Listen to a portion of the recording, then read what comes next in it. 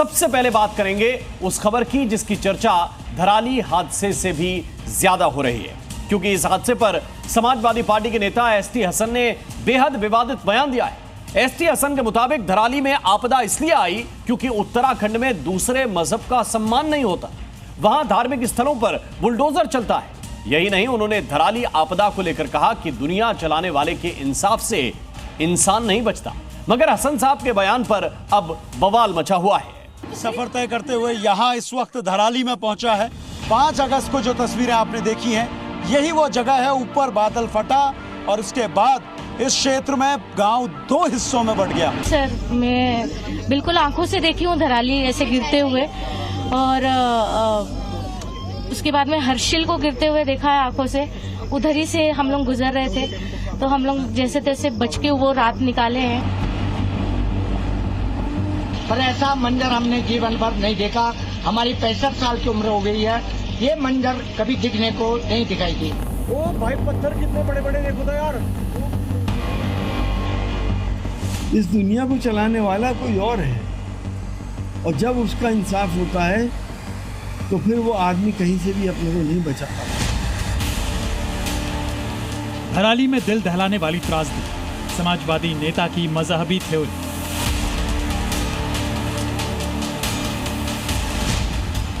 देवभूमि में आई आपदा, हसन को अवसर दिखा।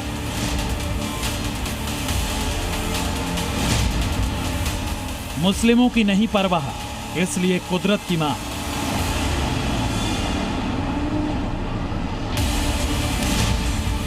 पहाड़ टूटा, हाहाकार मचा, नेताजी को न्याय लगा।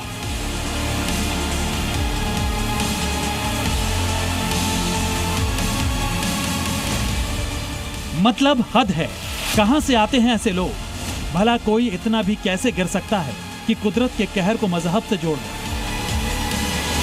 सैकड़ों लोगों की जिंदगी पर आई आफत और प्रकृति के वज्रपात को इंसाफ कहे।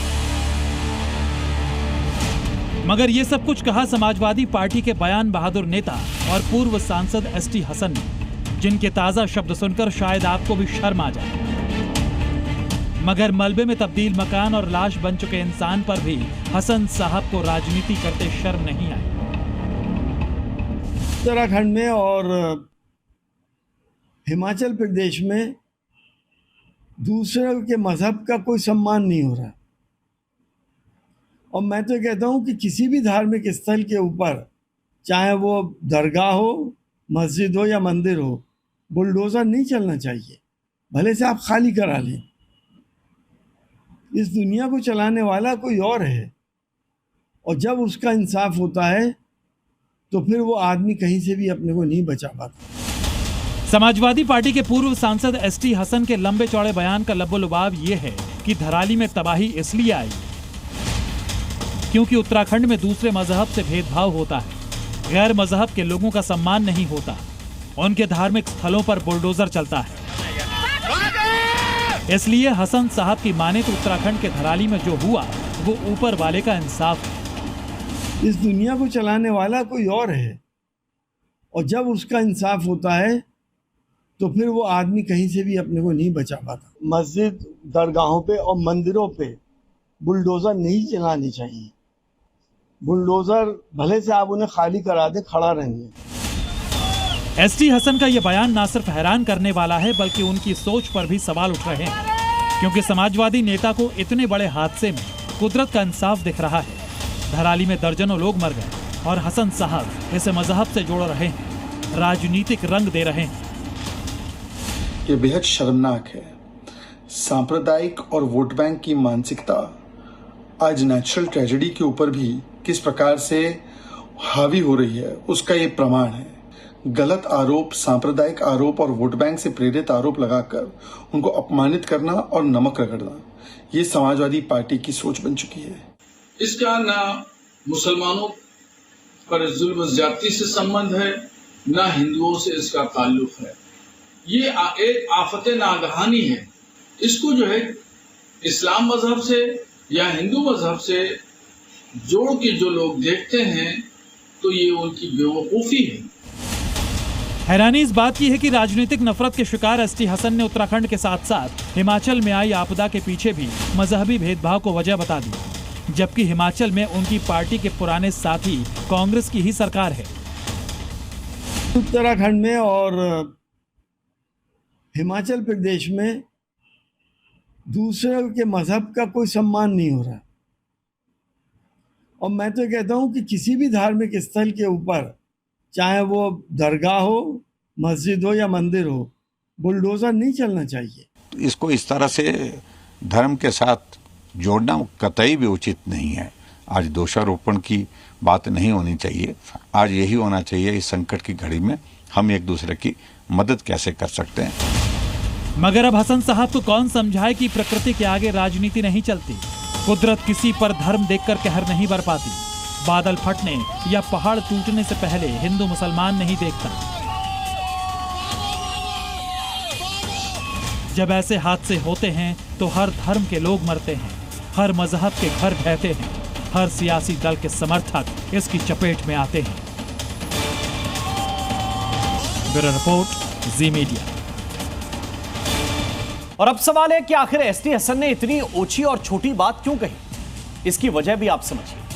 दरअसल उत्तराखंड में बुलडोजर एक्शन जारी है, क्योंकि उत्तराखंड में घुसपैठिए बर्दाश्त नहीं है, क्योंकि उत्तराखंड में 7000 एकड़ जमीन को कब्जा मुक्त कराया गया, क्योंकि उत्तराखंड में हरी चादर गैंग पर चाबुक चला है, क्योंकि उत्तराखंड में 200 अवैध मदरसे जमींदोज किए गए, क्योंकि उत्तराखंड में ऑपरेशन कालनेमी चला है, क्योंकि उत्तराखंड के स्कूलों में गीता का पाठ हो रहा है, क्योंकि देवभूमि में सांस्कृतिक मूल्य संरक्षित किए जा रहे हैं। और क्या इसीलिए ये भाषा इस तरह से बदल रही है और ऐसी बातें कर रहे हैं एसटी हसन? रक्षाबंधन का पवित्र त्योहार बड़े धूमधाम से मनाया जा रहा है, लेकिन इस बार रक्षाबंधन यूपी में हर बेटी, हर बहन सीएम योगी को धन्यवाद दे रही है, क्योंकि उत्तर प्रदेश में सीएम योगी ने महिला सुरक्षा की जो गारंटी दी है, उसी का असर है कि सूबे में बेटियां खुद को महफूज महसूस करती हैं। और हो भी क्यों ना, सीएम योगी ने महिला सुरक्षा को लेकर जो सख्त कदम उठाए, उसी का असर है कि उत्तर प्रदेश अब अपराध के निस्तारण में देश में नंबर 1 पर है। देखिए कैसे योगी का रक्षा कवच बेटियों को दे रहा है निडर जिंदगी। यूपी की बहनों को योगी का रक्षा कवच, यूपी में बेटियों की सेफ्टी की योगी गारंटी।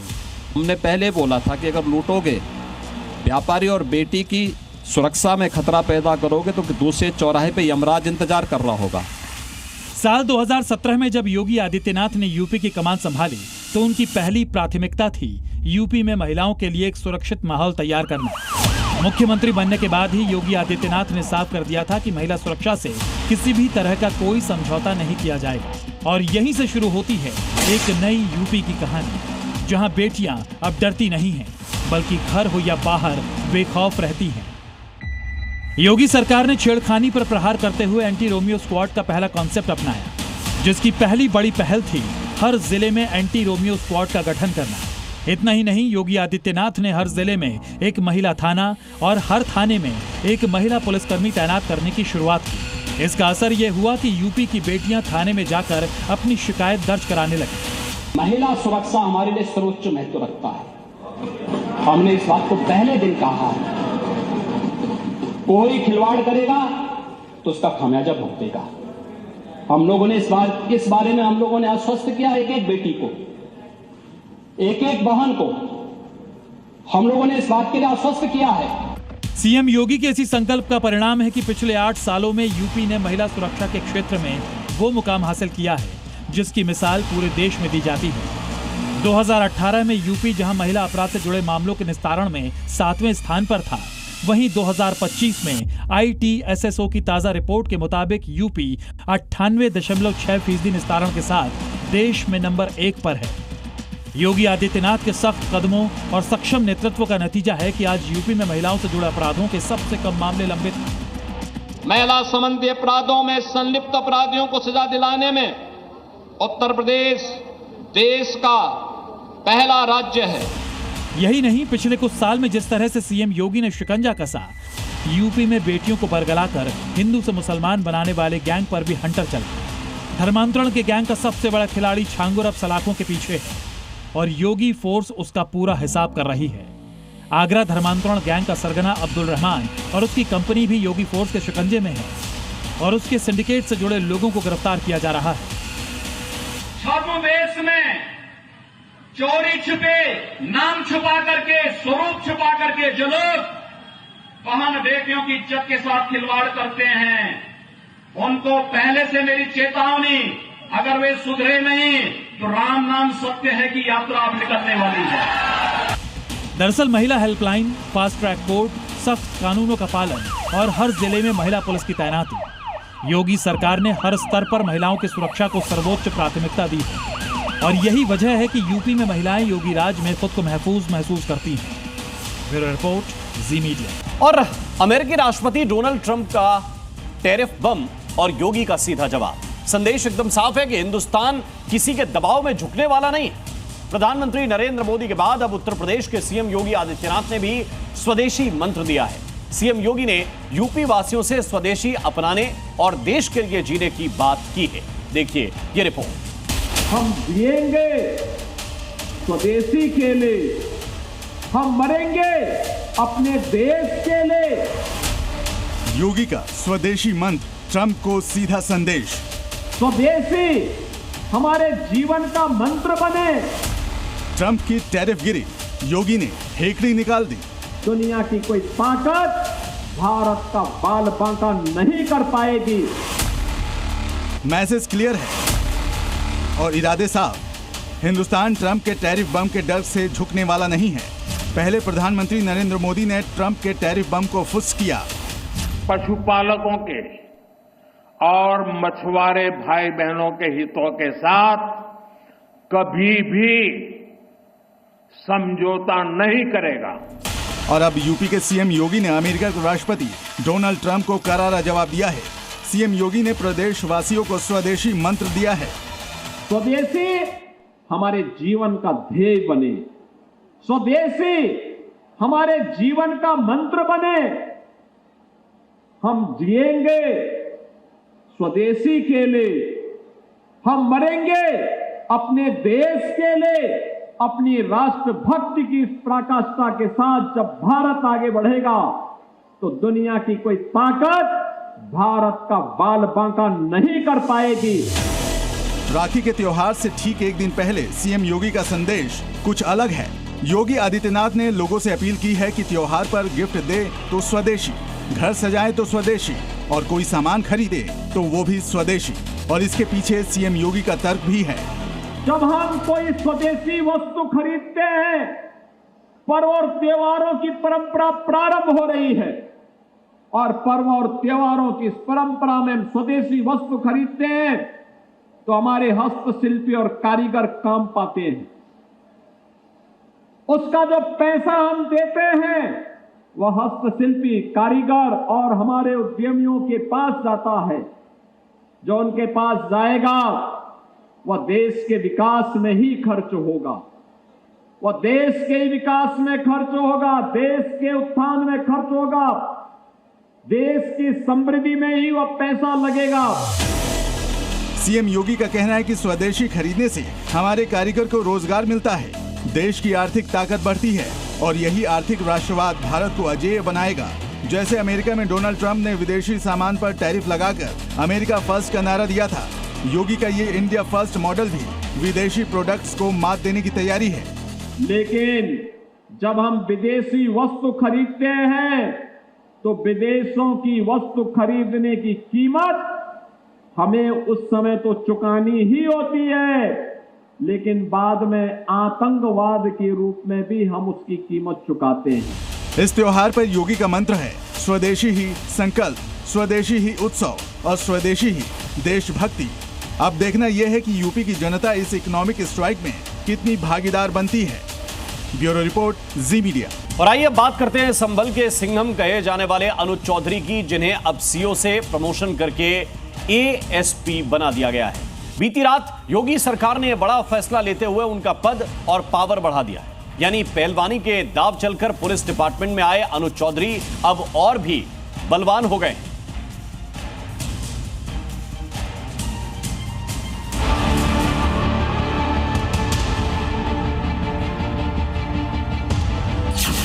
संभल के पहलवान अब और बलवान। योगी के सिंघम का जबरदस्त प्रमोशन। जिसने संभल में हुई हिंसा के बाद दंगाइयों से लोहा लिया, होली बकरीद के मौके पर कानून व्यवस्था दुरुस्त किया। जुम्मा साल में 52 बार आता है, होली साल में 1 बार। कभी अतिक्रमण हटाने के लिए बुलडोजर के साथ चले, तो कभी सीएम योगी की शाबाशी पाकर चर्चा में आए। योगी के वो सिंघम और संभल के सीओ अनुज चौधरी का दम अब और भी बढ़ने वाला है। दरअसल संभल के सीओ अनुज चौधरी को प्रमोशन मिल गया है। योगी सरकार ने उन्हें एडिशनल एसपी बनाया है। शुक्रवार देर रात को आदेश जारी किया गया है। अल्लाह ने उनके उसमें तरक्की लिखी, तरक्की हो गई।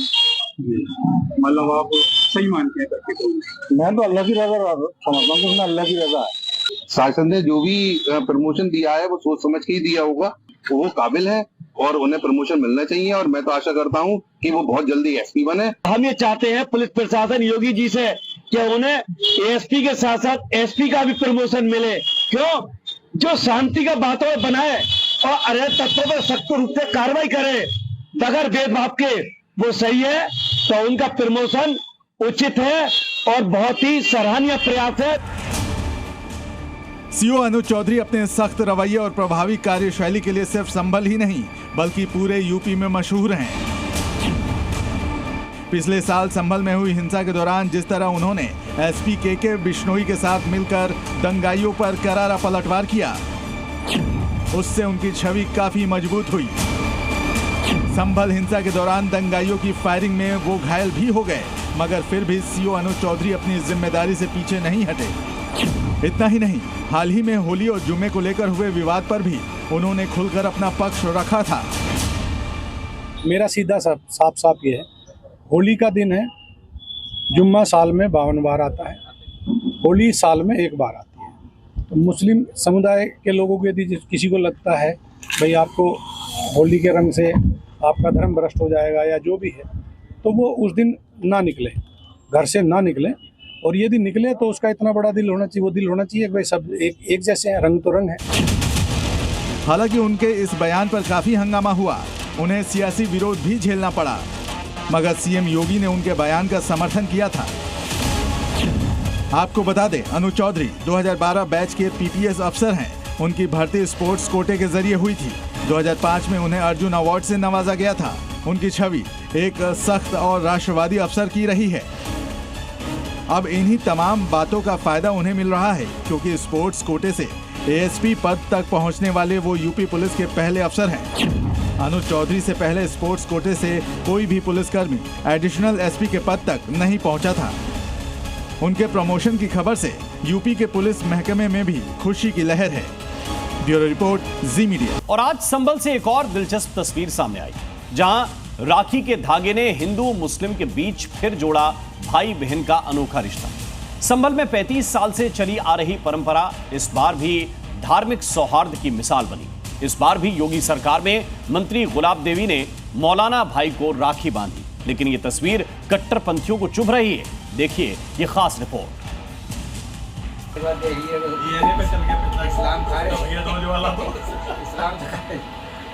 माथे पर तिलक लगाया, कलाई में राखी बांधी, काली टोपी में यह शख्स मुस्लिम है और राखी बांधती महिला हिंदू। यूपी की माध्यमिक शिक्षा मंत्री गुलाब देवी और मौलाना मोहम्मद फिरोज खान का रिश्ता सगे भाई बहन का तो नहीं है, लेकिन हर साल गुलाब देवी यूं ही मौलाना मोहम्मद फिरोज को राखी बांधती हैं। सालों पहले गुलाब देवी ने मौलाना मोहम्मद फिरोज और कांग्रेस कार्यकर्ता सलीम सैफी को अपना मुंहबोला भाई बनाया था। तब से हर रक्षाबंधन पर राखी बांधना और भाई दूज पर तिलक करना इस रिश्ते की परंपरा बन गया। त्योहार में हिंदू मुस्लिम सिख ईसाई कुछ होता नहीं है, ये बहन भाइयों का त्योहार है और ये पवित्र धागे का त्योहार है। सभी मेरे भाई हैं, चाहे कोई किसी जाति का हो चाहे कोई धर्म का हो। आज 50 हमारे मुस्लिम भाइयों ने राखी बंधवाई है और वो बहन की तरह निभाते हैं। व्यक्तिगत भी निभाते हैं, विवाह शादियों में भी निभाते हैं और राजनीति में भी निभाते हैं। वो कहीं पर भी हमें पीठ नहीं देते, कहीं धोखा नहीं देते। दरअसल गुलाब देवी पिछले 35 सालों से मौलाना मोहम्मद फिरोज को राखी बांध रही हैं। ये रिश्ता सिर्फ त्योहारों तक सीमित नहीं, एक दूसरे के पारिवारिक कार्यक्रम, शादी ब्याह और हर खुशी में ये भाई बहन साथ साथ नजर आते हैं। लेकिन यही तस्वीर कुछ कट्टरपंथियों को चुभ रही है। उन्हें संभल में सद्भाव की ये तस्वीर रास नहीं आ रही है। लेकिन इस बार भी रक्षाबंधन पर यह रिश्ता धार्मिक और सामाजिक एकता की मिसाल बन गया। ब्यूरो रिपोर्ट, जी मीडिया। और यूपी के गाजियाबाद में रक्षाबंधन के मौके पर एक अनोखा और भावुक नजारा देखने को मिला। यहां हिंदू धर्म अपना चुकी मुस्लिम महिलाओं ने हिंदू रक्षा दल के अध्यक्ष पिंकी चौधरी को राखी बांधी और भाईचारे, आस्था का संदेश दिया। घर वापसी करने वाली महिलाएं अपने पूरे परिवार के साथ पिंकी चौधरी के दफ्तर आ गई थी और राखी के त्योहार को लेकर ये महिलाएं काफी उत्साहित भी थी। पिंकी चौधरी को राखी बांधने के बाद महिलाओं के चेहरे खुशी और उनके चेहरे पर साफ झलक रहा था। क्योंकि मुझे सातों जन्म मेरा यही भाई चाहिए। जय हो, जय।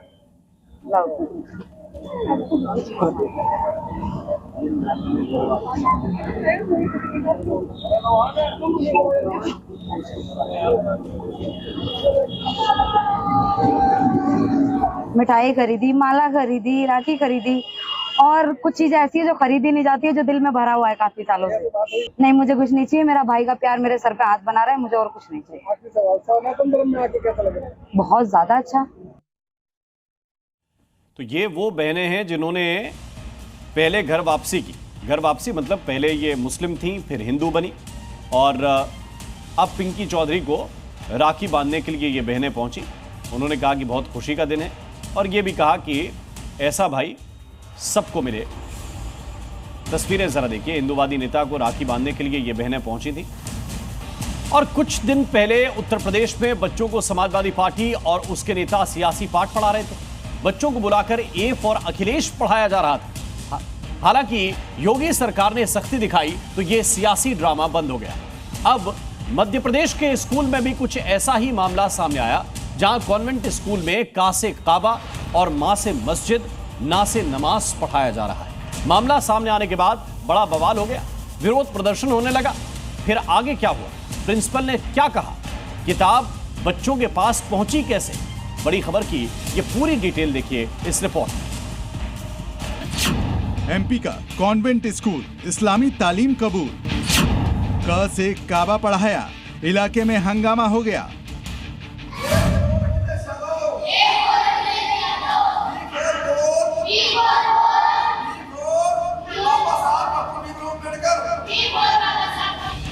यूपी में समाजवादी पार्टी के सियासी पाठ के बाद अब एमपी के रायसेन में एक कॉन्वेंट स्कूल में इस्लामी शिक्षा देने का मामला सामने आया है। बेबी कॉन्वेंट स्कूल की तरफ से बांटी गई किताबों में म से मस्जिद, न से नमाज, क से काबा ऐसे शब्द और चित्र बनाए गए हैं। मामला तब सामने आया जब एक स्टूडेंट के चाचा ने उसकी किताबें देखी। उसमें एक औरत थी हिजाब वाली, तो मेरे मन में आया एक मुस्लिम व्यक्ति का वो है, तो मतलब हिजाब में औरत है। तो फिर मैंने देखा खोल के, तो उसमें ना से नवाज, का से काबा, वहाँ से मस्जिद, तो वो भी जो उर्दू के नीचे बिंदी लग रही थी, पूरी बिंदी पूरी उसमें वही चीज़ थी।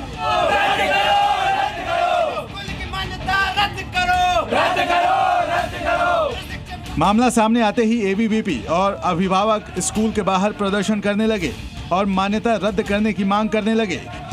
विवाद बढ़ता देख मौके पर पुलिस पहुंची और जब किताब में देखा तो आरोप सही पाए गए। किताब में शब्दों के साथ ही चित्र भी बने थे।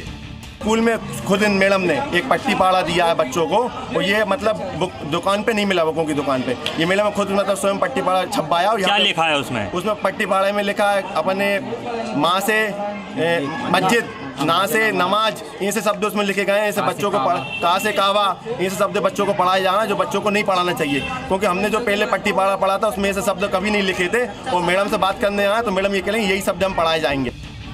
पहले तो प्रिंसिपल ने मामले को हल्के में ले लिया और विरोध कर रहे लोगों को टालने की कोशिश की, लेकिन जब विवाद बढ़ने लगा और प्रदर्शन कर रहे लोग स्कूल की मान्यता रद्द करवाने पर अड़ गए तो स्कूल की प्रिंसिपल सामने आई और उन्होंने किताब बंटवाने और विवादित सामग्री को लेकर अपनी गलती मानी।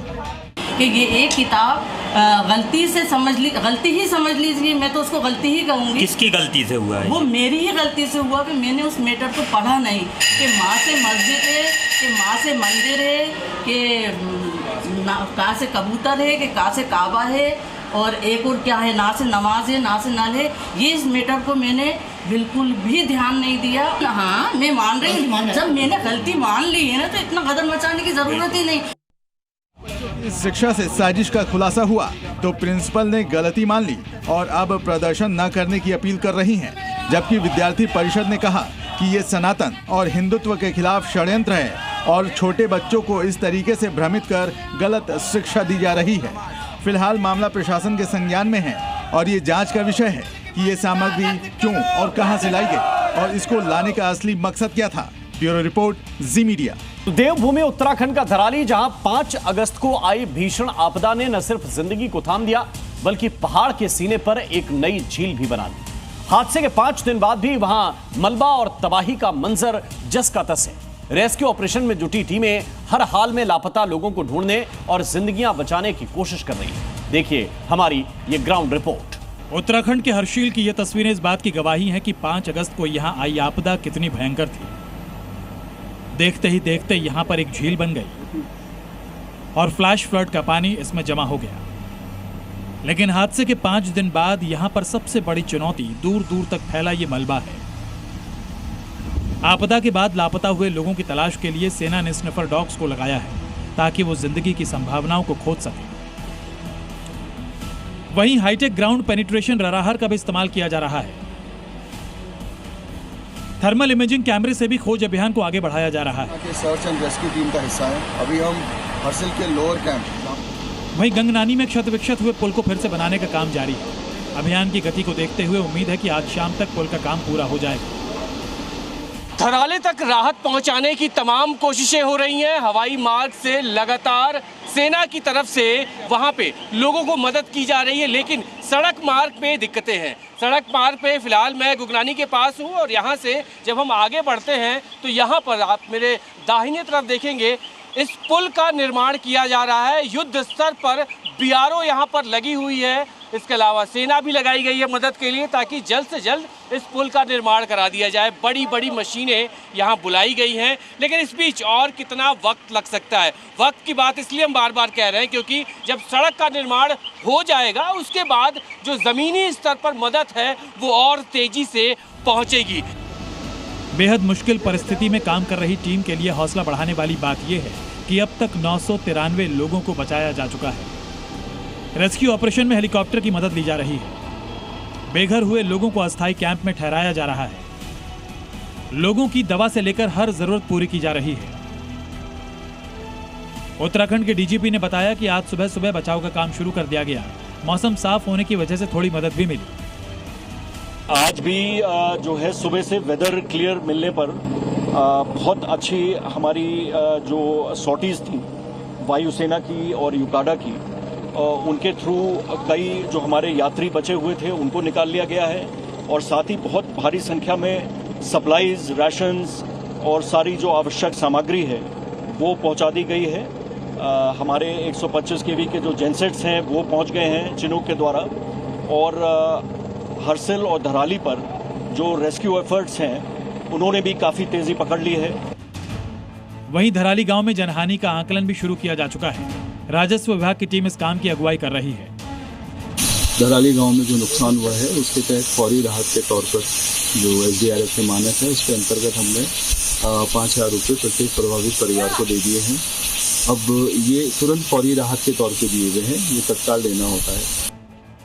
आपदा के बाद लोगों की आपबीती सामने आ रही है। जी न्यूज की टीम से एक महिला ने कहा कि वहां के हालात अभी भी बहुत खराब है और वो अपने भाइयों को राखी नहीं बांध सकी और उन्हें लौटना पड़ा।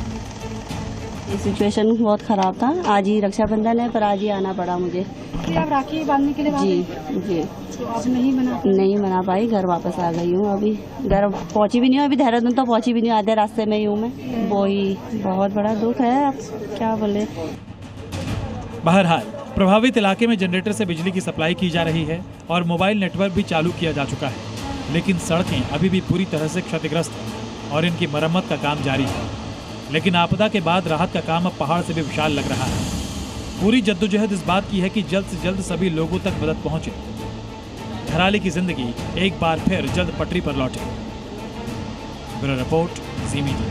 और राजधानी दिल्ली में भी बीती रात से हो रही बारिश ने राखी के त्योहार में खलल डाल दिया। दिल्ली एनसीआर की रफ्तार धीमी हो गई, कई इलाकों में भीषण जाम देखने को मिला। दिल्ली मेरठ एक्सप्रेसवे पर गाड़ियों की लंबी कतारें लग गई, ज्यादातर इलाकों में पानी भर गया, जिससे ट्रैफिक जैम हो गया और लोग परेशान हो गए। त्योहार पर बारिश ने बढ़ाई मुसीबत, ऑटो गिर गई। दिल्ली एनसीआर में हालत बिगड़ी, जाम के झाम से हलकान हुए लोग। रक्षाबंधन के त्योहार पर जहां एक तरफ बहनें भाइयों को राखी बांधने के लिए घरों से बाहर निकलने वाली थी, तभी दिल्ली में इतने बादल बरसे कि जगह जगह पानी भर गया। दिल्ली कैंट का इलाका हो, आईटीओ, मुनिरका, मोती बाग या फिर कालका जी, हर तरफ जलभराव से हाल बेहाल है। और आपको दिखा दूं कि यहाँ पर घुटनों तक पानी यहाँ भरा हुआ है और पूरी तरीके से जो आईटीओ से होते हुए और यहाँ नोएडा की तरफ रास्ता जाता है, जो यमुना की तरफ रास्ता जाता है, वो पूरी तरीके से वहाँ पर जलभराव देखने को मिल रहा है। और यहाँ आप देख भी सकते हैं कि गाड़ियाँ जो जा रही हैं सामने, वहाँ पर किस तरीके से पानी भरा हुआ है। अपने घरों से निकले लोग बारिश के बीच कई घंटों तक फंसे रहे और इसकी वजह से बड़ा जाम भी लग गया। दिल्ली में बारिश के लिए आज रेड अलर्ट जारी किया गया था, जिसके बाद रात से हुई बारिश का सिलसिला लगातार चल रहा है। सड़कों पर कई जगह गाड़ियां फंसी नजर आई। बारिश के बाद हाल कितना बेहाल है, उसके लिए जरा इन तस्वीरों पर नजर डालिए। ये तस्वीरें मेहरौली बदरपुर रोड की हैं, जहां कई फीट तक पानी भर गया। लोगों की स्कूटी और बाइक इस पानी के बीच बंद हो गई, तो उन्हें पैदल ही सफर तय करना पड़ा। आप इस तरह से जो भाई साहब है, भाई साहब कहाँ से आ रहे हैं? क्या कहेंगे, कितना जल भरा हुआ है? जल भरा तो गाड़ी बंद हो जा रहा है, इतना पानी भरा पड़ा है। 4 फीट से ज्यादा पानी है? 5 फीट है। अच्छा, देख रहे हैं कि किस तरह से लोग जो है बता रहे हैं कि 5 फीट से ज्यादा पानी भरा हुआ है। क्या नाम है आपका? राहुल। कहाँ से आ रहे हैं आप? साकेत से। कितना पानी भरा हुआ है? पूरे साकेत तक पानी भरा हुआ है। कहाँ से पैदल चल कर आ रहे हैं? बारिश से नोएडा, ग्रेटर नोएडा और गाजियाबाद में भी हालत बिगड़ गई। जगह जगह जलजमाव से लोगों को भारी परेशानी का सामना करना पड़ रहा है।